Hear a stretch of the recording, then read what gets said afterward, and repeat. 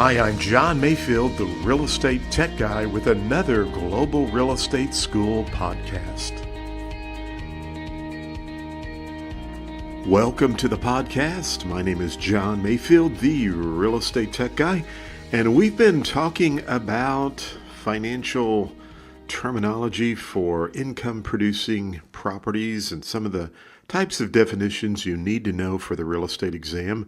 This is actually episode 059, and we're going to see how much you remember regarding some of the financial terminology definitions that I've provided you regarding, these are again regarding income producing properties. So we've talked a lot about effective gross income and some of the things that you would include and not include with operating expenses when you are trying to calculate the value of a property using one of the income producing ratios.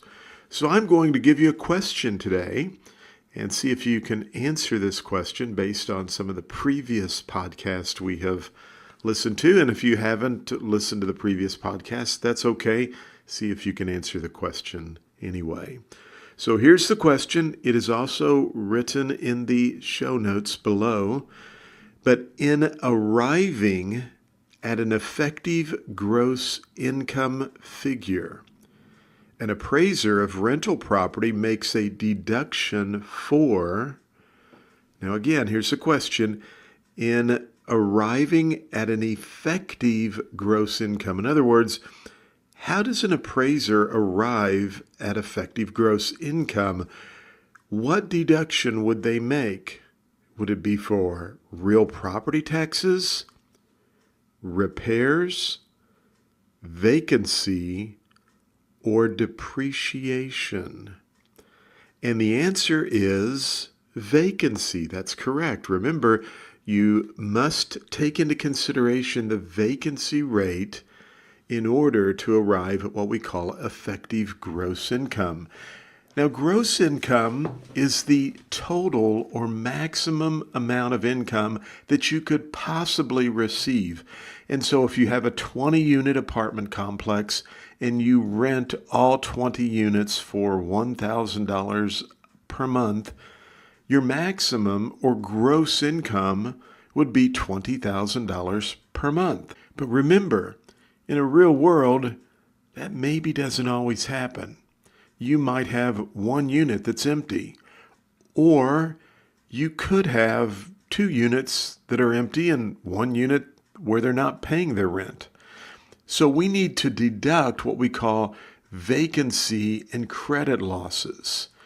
In other words, you want to figure out approximately or what percentage of rent will I not receive because some of the units may be empty and some people, unfortunately, may not be able to pay. And when you deduct that, you get what is called effective gross income. Now, don't forget, and I want you to know this, you've got to know this information frontwards and backwards for the real estate exam. Because there's one other item you can factor in to this equation before you could arrive at effective gross income, and that is called those revenues, the revenues you may receive from things like the vending machines and so forth. But I just want you to understand that there is another part to that equation of income that you may receive from laundry machines, vending machines. But for the exam, and what I really want you to understand and know is gross income's total maximum amount of income you can receive. But then to get to what we call effective gross income, you have to deduct credit losses and your vacancy rate, and then you add in any kind of additional income you might receive from the laundry facilities, and that will give you what we call effective gross income. Thank you for listening to the podcast for Global Real Estate School. I'm John Mayfield, the real estate tech guy. Go out and make it a great day.